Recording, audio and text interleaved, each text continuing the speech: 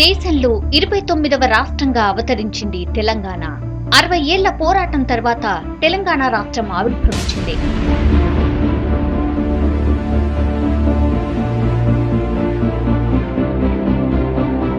తెలంగాణ రాష్ట్రంలోని 10 జిల్లాల్లో 3,50,00,000 జనాభా ఉన్నారు. ఉద్యమం మొదలైన నాటి నుంచే సామాజిక తెలంగాణ కావాలన్న డిమాండ్ బాగా వినిపించింది.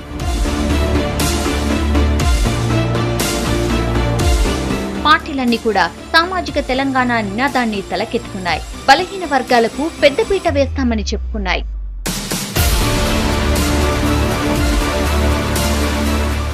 కొత్త రాష్ట్రంలో సామాజిక మార్పు వస్తుందని అందరూ భావించారు. కానీ ఎన్నికల్లో అన్ని ప్రధాన పార్టీలు సీట్లు ఎవరికిచ్చాయి? తెలంగాణ ప్రజాప్రతినిధులుగా ఎవరు కాబోతున్నారు అనే దానిపై విద్యార్థులు ఎలా స్పందిస్తున్నారో చూద్దాం.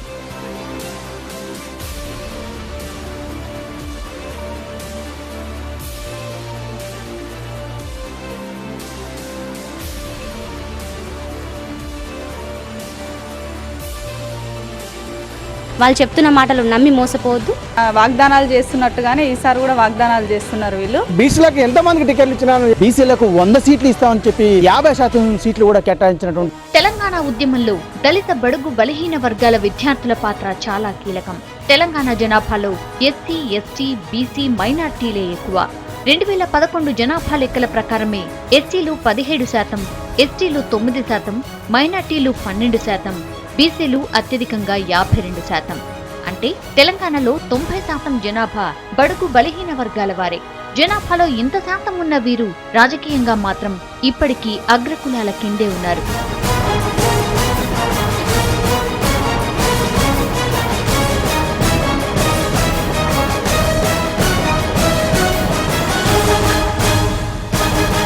తొంభై శాతం ఉన్నటువంటి మనం ఈరోజు ఓట్లేస్తే అగ్ర వర్గాలకు చెందినటువంటి రాజకీయ పార్టీల ప్రతినిధులు ఈరోజు చట్టసభల్లో కూర్చొని కింది స్థాయి వర్గాలకు అన్యాయం చేస్తా ఉన్నారు.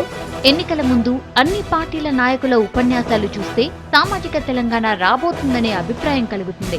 కానీ ఎన్నికల్లో అభ్యర్థుల లిస్టు బయటపడ్డాక మన నాయకులు మోసం చేసిన విషయం తేలింది. ఎన్నికలొచ్చే సమయానికి వారి హామీలన్నీ మర్చిపోయారు. ఏ పార్టీతో పొత్తు పెట్టుకుందామా, ఏ బిజినెస్ మ్యాన్ ని రంగంలోకి దించుదామా అన్న గొడవే మిగిలింది. దీంతో బలహీన వర్గాలను మళ్లీ మోసం చేశాయి పార్టీలు.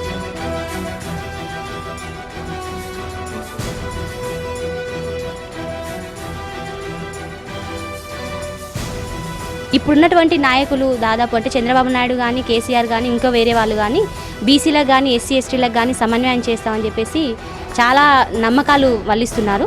కానీ కరెక్ట్గా చూసినట్లయితే ఎవరు కూడా బీసీలకు కానీ, ఎస్సీలకు కానీ, ఎస్టీలకు కానీ న్యాయం చేస్తున్నాం అంటున్నారు, కానీ ఎక్కడ కూడా న్యాయం చేయట్లేదు. కాబట్టి మనం యువతగా చేయాల్సిన పని ఏంటంటే కరెక్ట్ నాయకుని ఎన్నుకోవాలి. వాళ్ళు చెప్తున్న మాటలు నమ్మి మోసపోవద్దు. కరెక్ట్ నాయకుని ఎన్నుకొని మన ఫ్యూచర్ని బాగు. బీసీలకు పార్టీని అప్పగించా, మీరే గెలిపించుకోండని చెప్తున్న చంద్రబాబు నిజంగా బీసీలకు ఎన్ని టికెట్లు ఇచ్చారు? 60 ఏళ్లుగా చట్టసభల్లో తగిన సీట్లు ఇవ్వాలని పోరాటం చేస్తూ వచ్చారు బీసీలు. కనీసం 33% సీట్లన్నా ఇవ్వాలని కోరుతున్నారు. బీసీలు పెద్ద సభలు జరిపినప్పుడల్లా అన్ని పార్టీల నాయకులు వచ్చి మా జీవితాలు మీకే అంకితం అన్నట్టు మాట్లాడతారు. ఎన్నికల్లో మాత్రం మోసం చేస్తారు.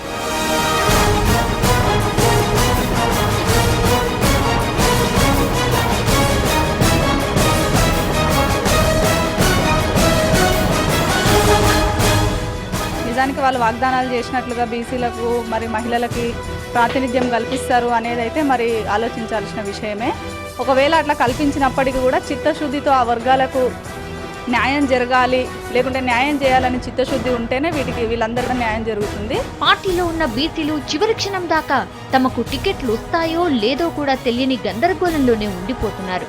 సామాజిక సమానత్వం గురించి మాట్లాడే వాళ్ళు ఉండడం లేదంటున్నారు విద్యార్థులు. ఇక బీసీలకు టికెట్లు ఇచ్చిన చోట్ల రెబల్స్ దెబ్బకు గెలిచే అవకాశాలు కూడా తగ్గిపోతున్నాయని చెప్తున్నారు. బీసీలను గెలవనివ్వకుండా అన్ని పార్టీలు కుట్రలు చేస్తున్నాయని విద్యార్థి నాయకులు విమర్శిస్తున్నారు.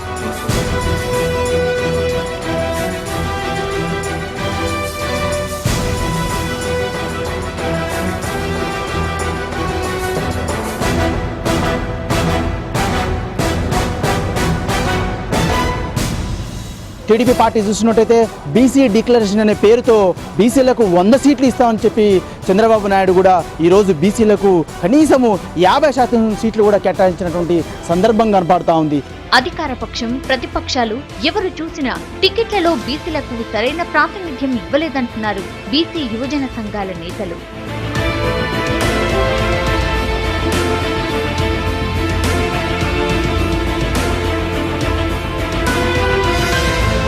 తెలుగుదేశం పార్టీ తెలంగాణలో ఒక బీసీని ముఖ్యమంత్రి చేస్తామన్నటువంటి పార్టీ ఈరోజు తెలంగాణలో మరి బీసీలకు ఎంతమందికి టికెట్లు ఇచ్చినారని చెప్పి నేను అడుగుతున్నా. బీసీలకు రాజకీయ ప్రాతినిధ్యం పెరగాలని కొన్ని వందల వినతి పత్రాలు తీసుకున్న పార్టీలన్నీ వాటిని చెత్తబుట్టలో పడేశాయని విద్యార్థులు చెప్తున్నారు. కమ్మరి, కుమ్మరి, చాకలి, మంగలి సహా ఇంతవరకు అసెంబ్లీ మొహం చూడని కులాలకు కొత్త రాష్ట్రంలోనైనా అవకాశం వస్తుందని భావించారు. కానీ ఈసారి కూడా ఈ కులాలకు ఏ ప్రధాన పార్టీ టికెట్లు ఇవ్వలేదని బీసీ యువజన సంఘాలు చెప్తున్నాయి.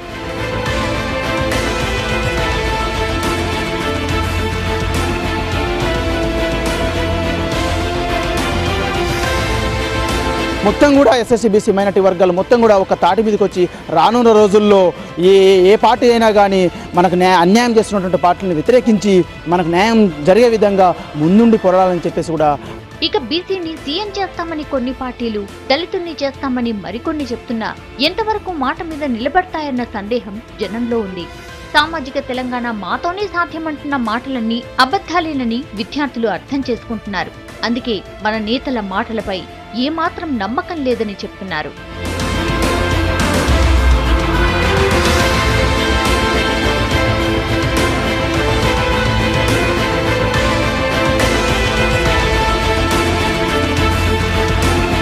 రాష్ట్రాన్ని బీసీలకు ఇచ్చేస్తున్న పార్టీని మీరే గెలిపించండి.